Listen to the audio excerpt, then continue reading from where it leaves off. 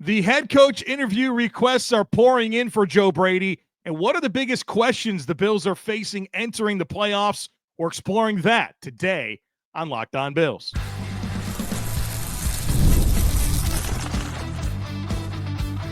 You are Locked On Bills, your daily Buffalo Bills podcast. Part of the Locked On Podcast Network, your team every day. What's up, Bills Mafia? It's Joe Marino, author of the Herd Mentality Substack, co-host of the Locked On NFL Scouting Podcast, co-host of the NFL First Read Podcast, and I'm your host of Locked On Bills. Want to thank you for making Locked On Bills your first listen every day, and a big welcome and shout out to our everydayers. You know who you are. Those of you who never miss a single episode, I appreciate y'all being here very, very much. I'd also like to invite you to subscribe or follow for free on YouTube or wherever you listen to podcasts. We're part of the Locked On Podcast Network, your team every day. Today's episode is brought to you by FanDuel. You can start the season with a big return on FanDuel. New customers can place a $5 bet, and you'll get started with $200 in bonus bets if you win or lose your first $5 bet. Just visit FanDuel.com to get started. Well, folks, welcome in. Got a bunch to get into today. We'll start with the Joe Brady conversation and all the head coach interview requests that have come in. Then I want to get into some playoff concerns that are really centered around the defense and some questions that were sent in. And then we'll close out the episode with some Keon Coleman conversation and then some newsy items courtesy of Sean McDermott's press conference on Monday afternoon regarding Terrell Bernard, Brandon Codrington, and Amari Cooper. But I do want to start with this Joe Brady conversation, and this is Herd Mentality, the weekly episode where you take control of the discussion. So the entire podcast today is through the lens of the questions that were sent in. The first one comes from David. David says, in your opinion, is it very likely that we will be without Joe Brady next year? Is there someone lined up to take his spot? So I got a lot of different questions about Joe Brady, so let's just have the conversation. He's had interview requests, head coach interview requests so far from the Jets and the Saints. And you look at both of those situations, the Jets are casting a very wide net. Feels like anyone who's a candidate for head coaching jobs is getting a request from the Jets, except for Ben Johnson, because I think they know he's not going there. The Saints, Joe Brady, familiarity with the Saints was part of the organization in 2017 and 2018. Of course, the LSU passing game coordinator in 2019. So some familiarity down in New Orleans. And this isn't new for Joe Brady. He had a head coach interview in 2021 with the Texans. He interviewed with the Falcons last year. He's been on this type of path. Now, I'll say this. I don't think he's going to feel pressure to just take anything. Those two requests, the Jets and the Saints, those are terrible situations. Neither team has a quarterback, and neither team has much in the way of assets, especially the Saints, like way over the cap. You're stuck with Mickey Loomis as the GM. And then the Jets have just been a cellar dweller for the last decade and have a complete joke of an owner. And Joe Brady's 35. He's Josh Allen's offensive coordinator, and Brady's going to get a lot of credit for how he's helped Josh Allen evolve into this efficient version of himself. I mean, this is the first NFL offense in the history of football that scored 30 rushing touchdowns and 30 passing touchdowns in a season. They just set the NFL record for the least amount of turnovers in a season. It's the best offense in Buffalo Bills history in terms of touchdowns scored and points scored. He's going to get a lot of credit for that. He's the offensive coordinator. He's elevated this offense when many would say that it's the worst personnel the Bills have had offensively. It's pretty freaking impressive. But Joe Brady also strikes me as someone who understands the importance of organizational fit and that opportunities are going to continue being there for him. So every choice and every opportunity that's ahead of him has to be foiled against, well, I could just stay and be Joe Brady, or I could just stay in Buffalo and be Josh Allen's offensive coordinator, and then maybe there's a chance that I'm going to like better down the road. And while I think Joe Brady is an attractive candidate because of the results of this offense and some of his scheme stuff, I don't think he's quite the super trendy prototype for NFL head coaches right now. We're kind of coming out of everybody wants somebody who knows Kyle Shanahan and Sean McVay. The new trend is player coaches. Look at the hottest coaches in the league right now. It's Dan Campbell. It's Kevin O'Connell. It's D'Amico Ryans. These are former players that have become coaches. And look at the top names right now. Mike Vrabel. Well, we know he's a player coach. Aaron Glenn, player coach. Those are the attractive names. Joe Brady is very different in terms of personality and how he presents himself. Now, look, I'm happy for Joe Brady. This is life in the NFL. I've gotten a lot of texts through the subtext about, is this going to be a distraction for the team? And look, this is just how it goes. Part of what you have to deal with as a successful team. When you have success like the Bills have had, other teams want to take pieces of what you got and see if they can replicate that in their building. And for the Bills, in their pursuit to sustain success, which they've done and will likely continue to do, it's not just about developing and replenishing the roster. You got to do the same with coaches and front office personnel.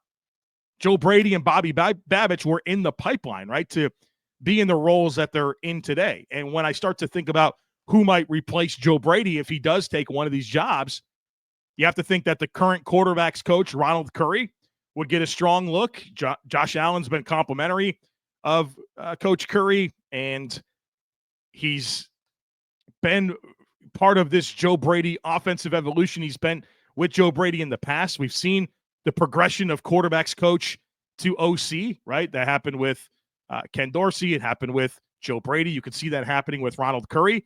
Another candidate that I would have on your radar is Davis Webb. Was a Bills backup quarterback for a while, developed a great relationship with Josh Allen. I've spoken to many people about Davis Webb, and they'll tell you that he might be the smartest offensive person that they've ever met. And currently, Davis Webb is working with Sean Payton as the quarterback's coach in Denver. And obviously, a very impressive rookie season for Bo Nix, but also part of that Sean Payton, Joe Brady lineage, right? That's attractive, a relationship with Josh Allen, a relationship with Sean McDermott. And the Bills offered the quarterback coach job to Davis Webb in 2022, but he wanted to play one more year. And he went to the Giants and played one more year, and that kind of jump-started his coaching career. But that's a guy that I know that the organization thinks pretty highly of. And so I think Ronald Curry and Davis Webb would be two of the hottest names for Buffalo. And then you certainly understand that Sean McDermott would cast a wide net there and consider other people and find the right person for the job. But we'll cross that bridge if we have to. Obviously, right now, this is what's on the table for Joe Brady. He's earned it. I'm excited for him. He should take these interviews, and he should take the right opportunity once it comes through. And if that's this year, it's this year. If it's down the line, it's down the line. But he's been on this type of path, and I think it's probably inevitable that it happens at some point. It's probably a matter of when. But I think the good news, if you're hoping that he doesn't leave this offseason, you're looking at these opportunities being the Saints and the Jets, and those are not jobs that I think are going to be highly attractive across the landscape of the NFL. And so we'll see what happens. You can see the Saints being the type of team that hires one of those, coaches that are hired to get fired. You think about David Culley, you think about Jim Tomsula, those types of guys. You look at the Jets, they're talking to Rex Ryan.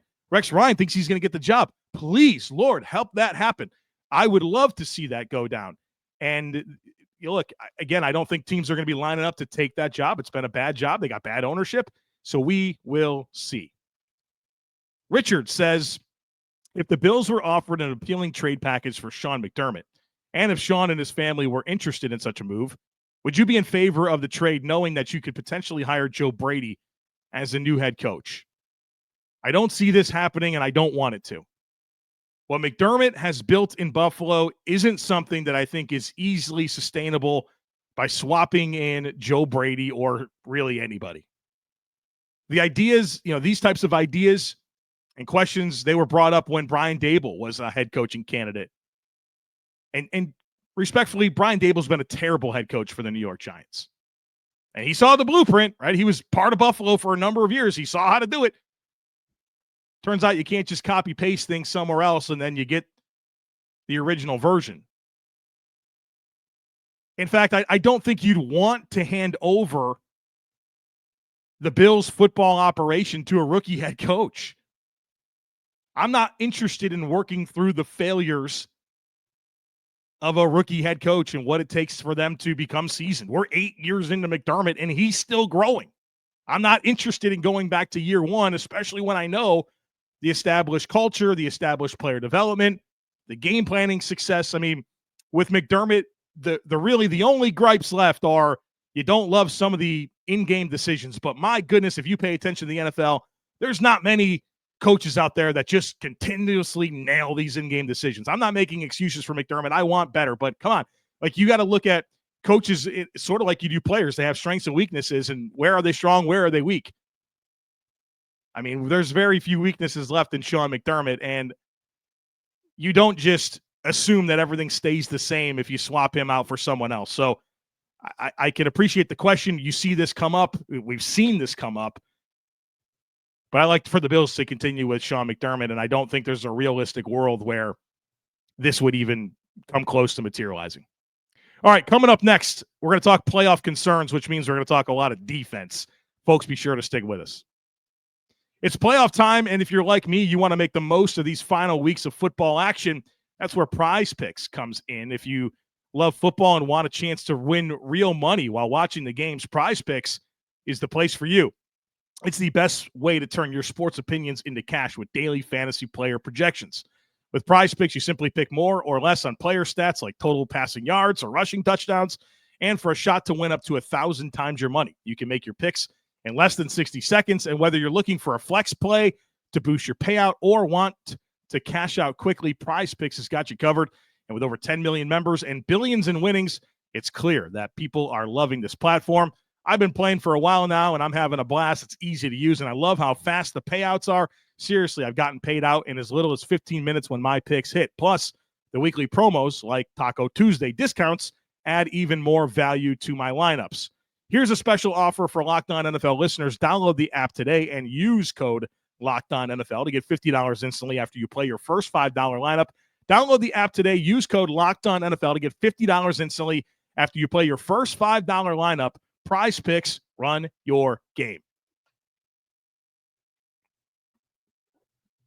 The next question today comes from Ducey, who says, I know you've talked often about how postseason exposes the greatest weaknesses of a team. Predictively, what do you think are the weaknesses of our current team that other teams could capitalize on?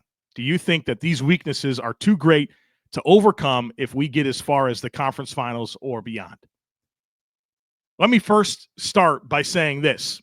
Every single team in the playoff field has issues. They have things that their fans, their coaches are worried about being the issue for the team that's going to prevent them from winning the Super Bowl. And only one team gets to do that. We're certainly more aware of what the Bills have going on than other teams, but don't get it twisted that the Bills are some team with flaws going up against a playoff field with teams that have no flaws, okay? We got to be mindful of that. Number two is the Bills 100% have the capacity to win the Super Bowl. Detroit and Kansas City are the 1 seeds in both conferences. Both teams won like 14 games, 15 games. The Bills beat each of them by 2 scores. The Bills have the capacity to do it. It's going to come down to how the team performs that day. Playoffs, the NFL playoffs are a single elimination tournament. There is no tomorrow. And it's the NFL. Any given Sunday means what it means for a reason. I think the Bills do have weaknesses. I would say there are 3 biggest weaknesses in no particular order. No, I will make this in particular order. Number 1 is pass rush. That's their biggest weakness, in my opinion. I don't think they have guys that can consistently win one-on-one. Not enough of them. Rousseau can do it. Vaughn can do it sometimes. Ed can do it sometimes. But that's like it. They don't have enough pass rush. Their third down defense is terrible. So those are the 2 things that I'm most worried about. Pass rush and third down defense. The third weakness, which I think this is why I caught myself there and said that they're not in particular order, because this is a weakness, but it's pretty far down the list compared to those two things. Vertical passing offense. The Bills' vertical passing offense is not very good. every imaginable metric will tell you that it's not very good. Now, that's majoring and minoring. It's a smaller part of your offense. Josh goes deep 13 to 15% of the time. So it's not a huge deal. Like, I mean, if you pass the ball half the time and then 15% of those plays is vertical passing, right? It's not the biggest problem in the world, but they're inconsistent throwing the ball down the field. I think those are going to be the biggest problems. Pass rush, third down defense, and vertical passing. Can they overcome it? I hope so. Andrew says, loved your episode on the Buffalo defense and its strengths, weaknesses, and limitations. Given those constraints, what do we have to do to avoid an early exit from the playoffs and challenge the big contenders like the Ravens, Chiefs, Lions, and Eagles? Pause. The Bills are a big contender too. Like, let's not act like they're not in the same bucket as the Ravens, Chiefs, Lions, and Eagles. I'm tired of this idea that the Bills are like David going up against Goliath in the postseason. They're the number 2 team in the AFC. They have the NFL MVP favorite. Like, this is the Bills are like had playoff success. They're the only team other than the Chiefs that have won a playoff game each of the last 4 years. They've won the division 5 times in a row. Like, come on now. The Bills are a big-time contender too, like the Ravens, Chiefs, Lions, and Eagles. Continuing with Andrew's question, is it a question of lack of raw talent, lack of execution, of a defensive game plan or coverage, poor coaching decisions based on previous game tapes, or a combination of all the above? How can we maximize our output with our current starters? The answer to this is game script. The Bills lost 3 games this year, and I think they lost all 3 in very similar fashion. The final scores were very different, but I think the root cause of why they lost was exactly the same. And it's because the game script early got away from them. They lost to the Ravens, Texans, and Rams, and this is rooted in defense. The early game scripts favored the opposition. Let's go to the Ravens game where the Bills were down 21-3. The Ravens' first 3 drives, touchdown, touchdown, touchdown. The Bills' first 3 drives, punt, field goal, punt. Got away from them. Now all of a sudden Baltimore gets to be a 2-dimensional offense and the Bills are chasing it. Go to the Texans game where the Bills were down 14-3. Bills' first 3 possessions, punt, field goal, punt. Houston, punt, touchdown, touchdown, 14-3. You're chasing it the rest of the game. The Rams, the Bills fell into a 17-7 hole. The Rams go touchdown, field goal, and then they block the punt for a touchdown. The Bills go touchdown, block, punt. Suddenly it's 17-7. Then you botch the middle 8 of the game. Last 4 minutes of the first half, first 4 minutes of the second half, the Bills had an opportunity to double dip. What do? They punt. Before the half, they go 3 and out to start the second half. And what's sandwiched in between that? A Rams touchdown and a Rams touchdown. These game scripts have to stay neutral or in favor of Buffalo because the reality is the defense has issues. And you have to position the defense to be in an advantageous situation to maximize their output. You asked, how do you maximize the output of this Bills defense as it's currently constructed? Score. You got to score. And you got to put the other team in chase mode where you know that they're going to have to throw the ball and you could tee off rushing the passer. And you're not as concerned about getting gashed in the run. How do you maximize this defense? Score. And start fast, right? I just went through these. The 3 losses the Bills have. Patriots game, nobody cares about it. Against good teams like the Ravens, Texans, and Rams. Those are all playoff teams. Didn't matter. You fell down 14-0 against the Patriots. No problem. We could deal with that. Against good teams, that's a problem. Got to score. Got to score. Peter says this topic has been exhausted, but it's still in the existential concern. When we lose in the playoffs, our defense, especially in the first half, has been atrocious. We let teams get into a rhythm and never seem to have aggressive wrinkles that surprise the opponent. I'm a bit stuck on the Cincinnati catastrophe and put some blame on Leslie Frazier for our past failures in addition to McDermott. That said, should I have any faith that things will change this round, or are we just a one-trick operation that relies on turnovers? Peter, I'm concerned about the defense. Defense has been the issue, and guess what? This is the worst defense yet in Buffalo. It's just the reality of the situation. If you're looking for hope, it's that, I don't know, Bobby Babich is the defensive coordinator, and that's something different. And I thought he had a great defensive game plan for Kansas City. I thought he was terrific. Obviously, Didn't work out so well against Baltimore, but the Bills are pretty shorthanded with the personnel against Baltimore. But going back to the playoffs, you know this, the Bills have, I guess they've gotten bounced 5 years in a row, but you look at the last 4, the Cincinnati loss and the 3 Kansas City losses. In those 4 games, there's been 31 drives against the Bills defense, and those are meaningful drives. I'm not including like the end of the AFC Championship game when it was out of hand, or the end of the Bengals game when they were up 27-10 and they're just bleeding clock, right? 31 meaningful drives. Here's the results of those drives. 16 touchdowns. That's 51.6%. 8 field goals. That's 25.8%. 5 punts. 16.1%. 1 missed field goal. 3.2%. And 2 turnovers. 6.4%. Keeping in mind, one of those turnovers was a muffed punt by Mecole Hardman. That's more than 50% of drives in those 4 elimination games against the Chiefs and 1 against the Bengals. More than 50% of drives ended in a touchdown. 77.4% of drives resulted in points. The Bills have 2 sacks in those 4 games. They have 2 takeaways, with one of them being a muff punt. And the other one was the Jordan Poyer forced fumble against Kansas City last year that gave the Bills a prayer in that game. And like I said to start this segment, or to start the question, the answer to this question, Buffalo's 2024 defense is metrically worse than any of the 4 units that contributed to the above metrics. Is it going to be different this time? I'm greatly concerned that it won't. Goes back to the previous question. You just got to score. You got to help your defense and score. And look, football is a lot about probabilities. And I know that you want to have this mindset that you want to take away everything and limit them and, keep your foot on the throat and kill every team. But football is about probabilities. And if you think to yourself, well, the other team's probably going to get about 10 possessions against you. Okay, in those 10 possessions, can you get a takeaway or 2? Can you get maybe 3 stops, right, where they punt? That gets you about 5 drives. Now you got 5 drives where they're probably going to score. Can you hold them to field goals on 2 or 3 of them?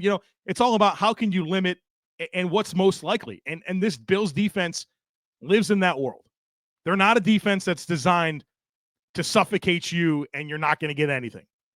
It's how do you limit, right? That's kind of how it's constructed. How do you limit, and how do you take advantage situationally of opportunities to take away the football and get negative plays? Because we're going to try to limit you and not allow you to have explosives and score easy, that means that you have to run more plays. And when you have to run more plays, the probability of something going bad increases. So if you want to score, okay, you're going to have to execute 10, 12 plays to do it. But we think that across that many plays, the probability that we're going to get you in a negative situation due to a penalty or a negative play or a takeaway favors us. That's how the defense is constructed.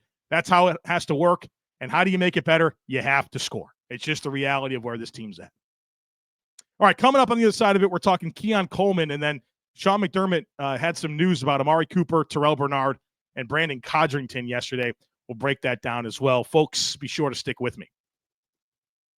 I love going to live events, whether it's sports, music, theater, or comedy. And one of my favorite memories last year was attending a concert. The energy, the excitement was unforgettable. And now Game Time has made it even easier to get tickets for your favorite shows and events with their new feature, Game Time Picks. The feature filters out the fluff to show you only incredible deals on great seats so you don't have to waste time searching through thousands of tickets. Recently, I was looking for tickets to an upcoming concert. Using the Game Time app with Game Time Picks, I found an amazing deal and could even see the view from my seat before buying.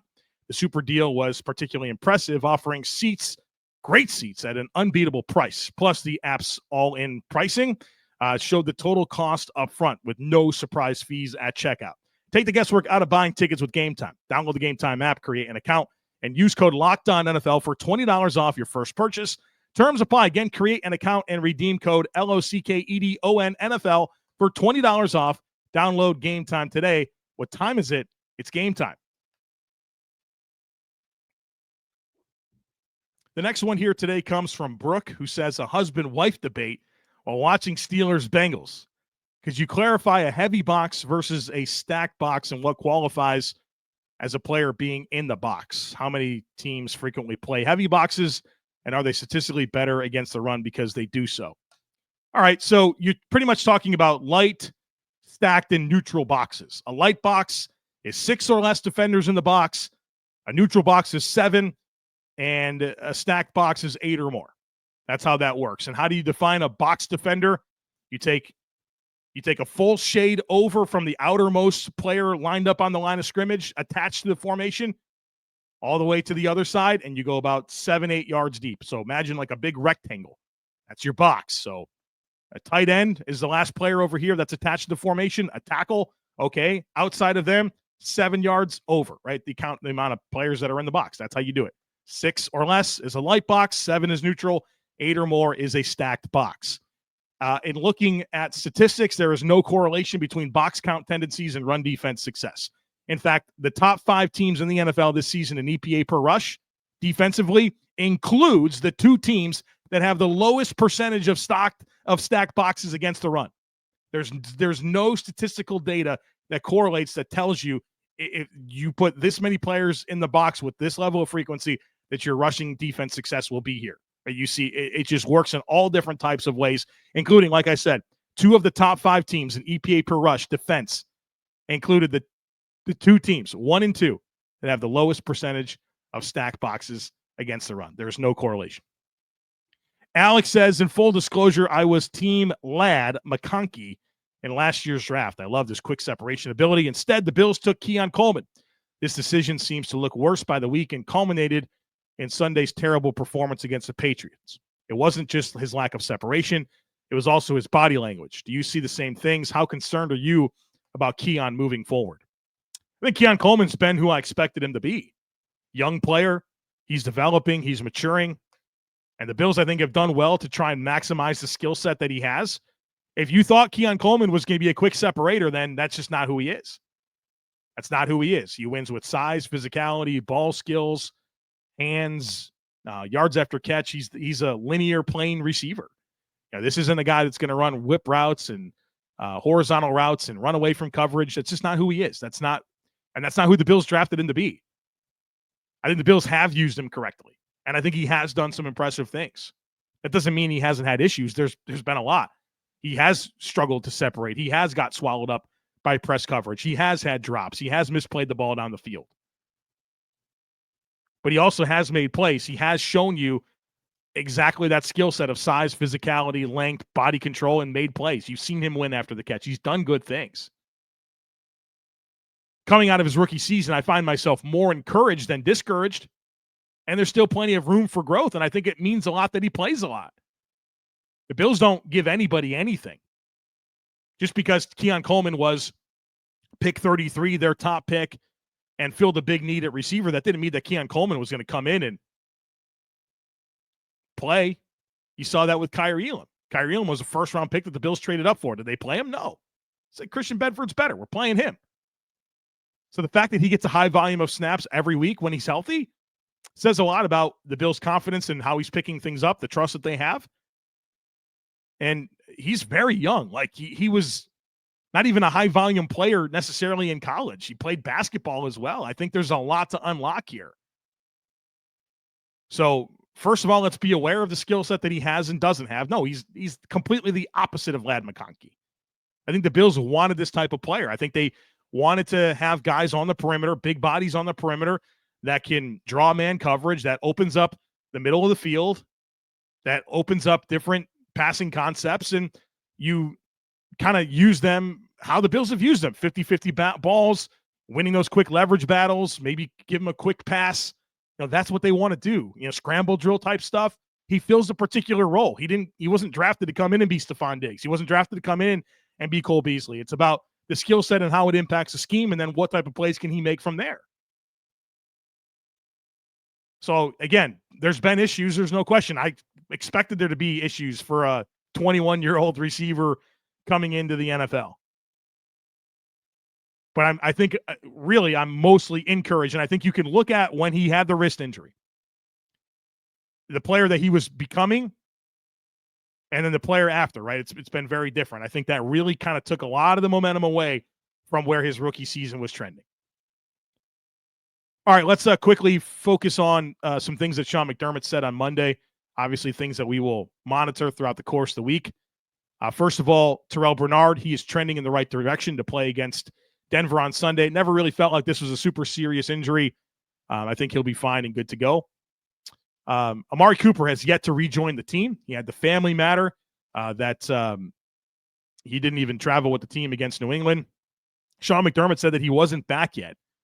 When he was asked about returning to practice and playing this week, Sean McDermott said, "I hope so, taking it one day at a time." And obviously that's concerning. He didn't say yes. He said, "I hope so." So we'll obviously keep an eye on that. You'd love to have a Cooper, obviously. So hopefully everything's good to go there. I mean, first and foremost with his family, whatever the circumstances are, and he can get back and be who he's supposed to be for the Bills this week. Brandon Codrington suffered a hamstring injury against the Patriots. Don't know the severity. He'll be evaluated throughout the course of the week. The rest of the team came out healthy, but obviously that's a very annoying injury to have. Your punt returner, don't need that right now. And I'm not sure who the Bills really have as options. I think Khalil Shakir has done it a little bit.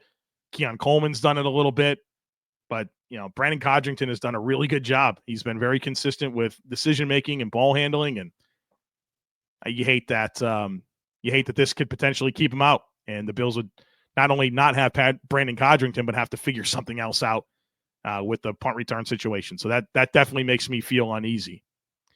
Last thing I want to mention is, obviously, you've probably noticed there's no All-22 review. Not my intent. I was really looking forward to it.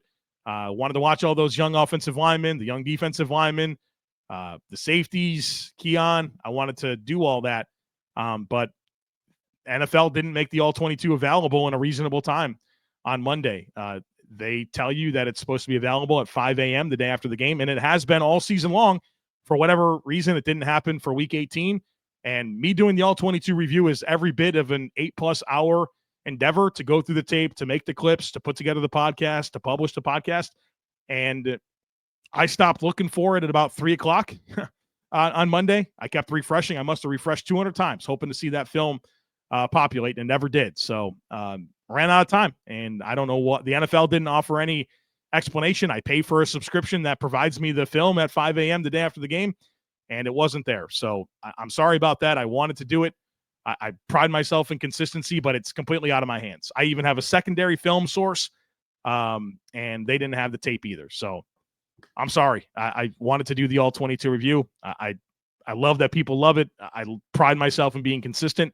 I have a philosophy in life that there's no quality without there's no quality without consistency, and I'm deeply bothered that I didn't get a chance to do the All-22 review this week. So sorry about that, but it's completely out of my hands. All right, folks, that's it for today. Oh, we're going to do the primer tomorrow. I want to get the primer done, the Denver primer done early this week, so we can really focus in on this opponent. So that's coming your way for our Wednesday podcast.